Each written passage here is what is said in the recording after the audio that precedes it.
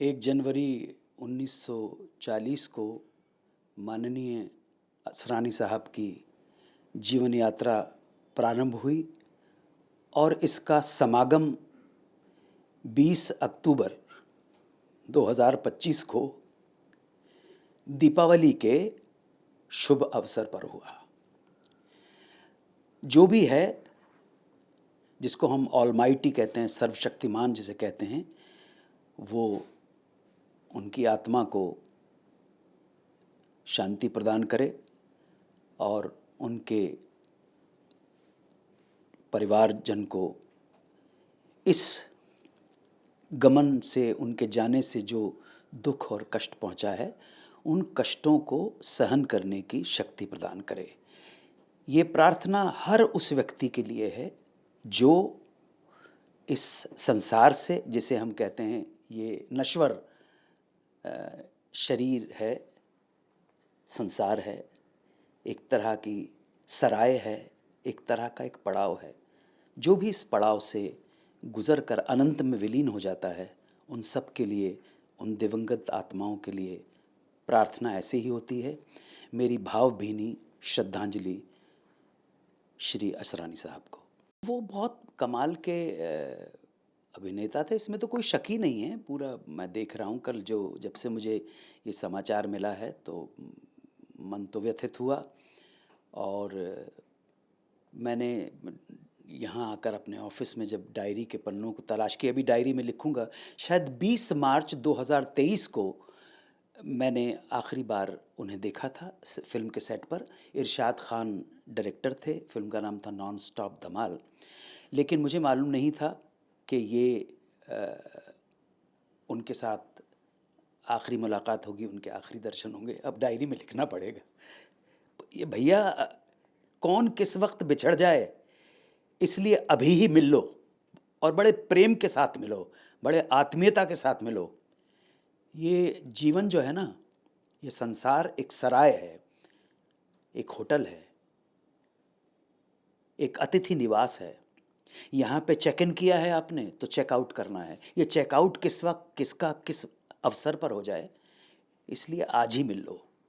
इससे पहले कि तुम बाद में मुझे याद करो, आज ही गले लग लो। तो अभी 20 मार्च 2023 का जो ये डायरी मेरे सामने भी रखी हुई है, 20 मार्च को जो मैं अभी लिखूँगा, वहाँ पर लिखना ज़रूरी हो जाएगा क्योंकि उनका मेरी जीवन में ये 20 मार्च को, ये देखिए NSD वहाँ पे लिखा नॉन स्टॉप धमाल, अभी लिखना ज़रूरी होगा कि मुझे मालूम नहीं था कि ये मुझे इस शाम को उनके अंतिम दर्शन हो रहे होंगे। अनुज जी, आज आपने पोस्ट भी किया, आपने शायद 1 जनवरी को आर्टिकल भी लिखा था उनके लिए कुछ। जी, आपने बहुत बातें उसमें लिखी है, मैं उसको पूरा पढ़ रहा था। किस तरह से अनुज जी आप याद करते हैं ऐसे कलाकार को? देखिए, मैंने जहाँ तक मेरा उनके साथ डायरेक्ट कोई एसोसिएशन है तो वो बहुत कम था, बहुत कम था। एक फ़िल्म उन्होंने डायरेक्ट की थी जिसमें मैंने छोटा सा एक रोल किया था। लेकिन उस फ़िल्म के निर्माण के दौरान एक ऐसी घटना हो गई, 6 अगस्त 1993 को, 6 अगस्त 1993 को, 5 अगस्त को मुझे उनके साथ शूटिंग करनी थी।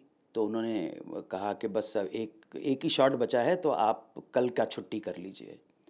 और उसके बाद 6 अगस्त आ गई और 6 अगस्त को फिर एक फ़ोन कॉल ने जीवन की दिशा बदल दी, क्योंकि इस फ़ोन कॉल के बाद मैं एक शूटिंग पे, अचानक मेरे सामने वो शूटिंग आ गई और वो एक सीरियल की थी शूटिंग, अंताक्षरी जिसको कहते हैं।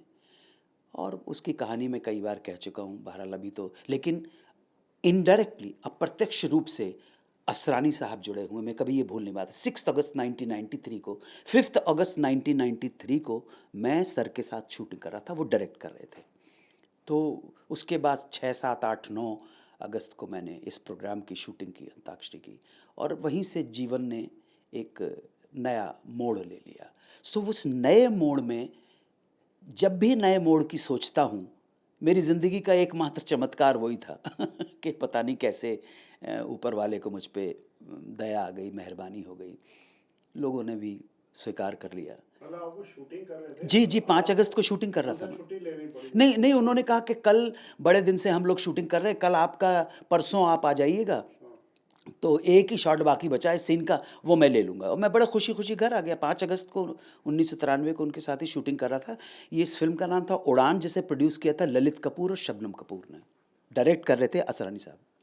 हाँ जी, उन्होंने अपनी इच्छा जाहिर की थी कि मेरा संस्कार जब होगा बहुत प्राइवेट रखा जाए। कल हमें जैसे सूचना मिली, हम लोग दौड़ भाग कर रहे थे, तो हमको बड़ी मुश्किल से पता चला कि सांता क्रूज क्रिमेशन ग्राउंड में उनको ले गए, और जब हम वहाँ पहुँचे तब तक उनका क्रिमेशन हो चुका था। जी। इसके पीछे क्या भावना रही होगी आने की?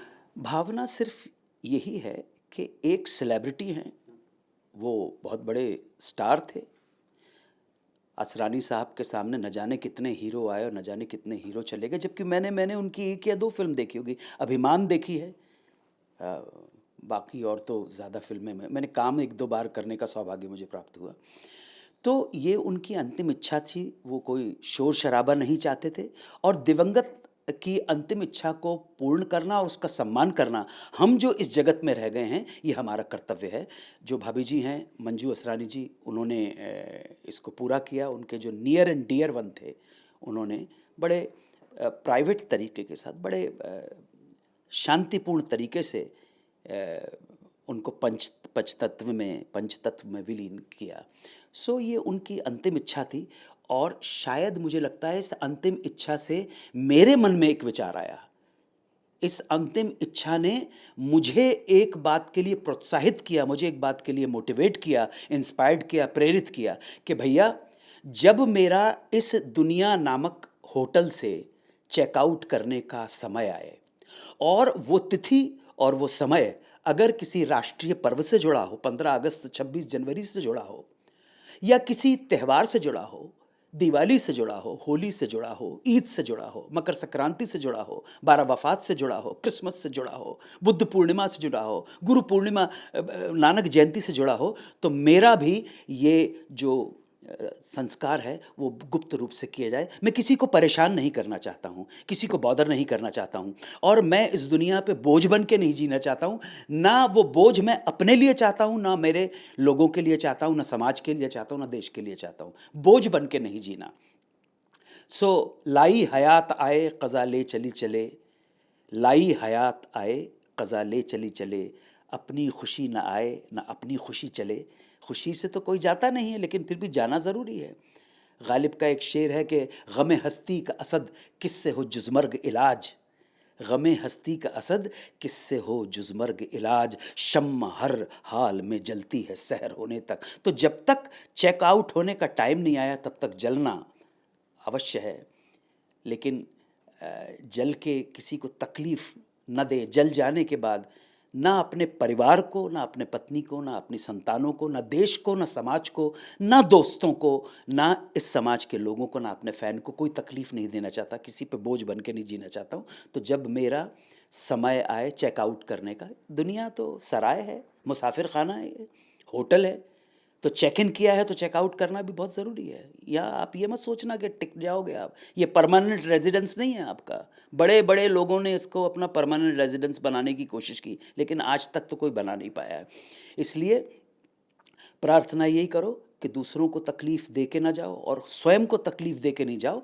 और मैं अपने बारे में ये कहता हूँ कि जब समय आए और राष्ट्रीय पर्व या तिथि त्यौहार के ऊपर, वो किसी भी धर्म से संबंधित, जो भी हमारे यहाँ तो मल्टी फेथ रिलीजन है ना, हम यहाँ हिंदू सनातन भी है, हिंदू है, बुद्ध है, सिख है, ईसाई हैं, मुसलमान हैं, जैन हैं, हर धर्म संप्रदाय का व्यक्ति है।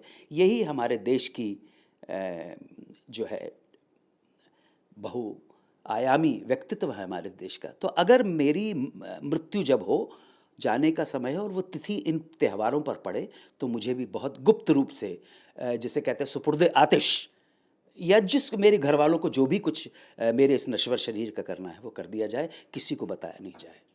अनुज जी, आपने बहुत भावनात्मक बातें बोल दी। मैंने तो उनकी भावना जानने की कोशिश की थी। बिल्कुल मेरा उद्देश्य नहीं था कि मैं आपके संबंध में, मुझे एक बात पूछनी है अनुज जी, करोड़ों लोग जो आपके एक सेकंड फैमिली हो जाते हैं, एक्सटेंडेड फैमिली होते हैं, परिवार हो जाते हैं, जो आपके फैंस होते हैं, वो तो चाहते हैं ना आपकी हर सूचना उनको मिले। आपने क्या खाया, आप कहाँ जा रहे हो, आपको घूमने में क्या पसंद है। इसका सम्मान कैसे होगा कि हाँ, मैं समझ रहा हूँ। एक सेलिब्रिटी होने के बाद, मैं असरानी साहब के संदर्भ में बात कर रहा हूँ या दूसरे सेलिब्रिटीज़ हैं, उनके संदर्भ में बात कर रहा हूँ। कुछ बेसिक जानकारियाँ अगर हो जाएँ तो बहुत अच्छी बात होती है। सेलिब्रिटी होने का मतलब है कि असरानी साहब के जितने भी प्रेमी लोग हैं, जितने चाहने वाले लोग हैं, उनको कुछ जानकारियाँ चाहिए थीं। भाभी जी के सिलसिले में चाहिए थी, बच्चे कितने हैं, कहाँ हैं, ये अगर हो जाता तो ठीक था, लेकिन मैं उनकी इच्छा का बहुत सम्मान करता हूँ, आदर करता हूँ। अगर कोई नहीं बताना चाहता तो हमें स्वीकार कर लेना चाहिए, हम जो प्रेमी हैं उनके प्रशंसक हैं। अनुज जी, आपका देश प्रेम, आपका देश के प्रति प्यार, आपका तिरंगे के प्रति सम्मान, मैं तो आपके फार्म हाउस पे भी गया हूँ, वहाँ पे कुछ लाइनें लिखी हैं आपने, मैं चाहूँगा आप बताएं क्या लिखा है उस पत्थर पे। आपने बहुत प्यारी लाइनें लिखी हैं। वो मेरे हृदय की भावनाएँ हैं और वो ऐसा नहीं है कि सिर्फ़ उसमें मैंने मराठी में लिख रहा है, मराठी में है और फिर हिंदी में उसका अनुवाद है। मनुष्य असणं हे आपले भाग्य, परंतु देशभक्त होणे हे आपला सौभाग्य। मतलब मनुष्य होना भाग्य की बात है, परंतु देशभक्त होना सौभाग्य की बात है। बट ये सिर्फ जो मराठी, हिंदी, संस्कृत जो समझते हैं, वो ही समझ पाएंगे ये भाग्य और सौभाग्य में अंतर। हर एक व्यक्ति, मैं अंग्रेज़ी में ट्रांसलेट करने की कोशिश भी करूं तो कहीं न कहीं उन भावों से वंचित रह जाऊँगा, जो भाव जो हिंदी भाषी और मराठी भाषी और संस्कृत में जो लोग भाग्य और सौभाग्य का जो अंतर समझ सकते हैं।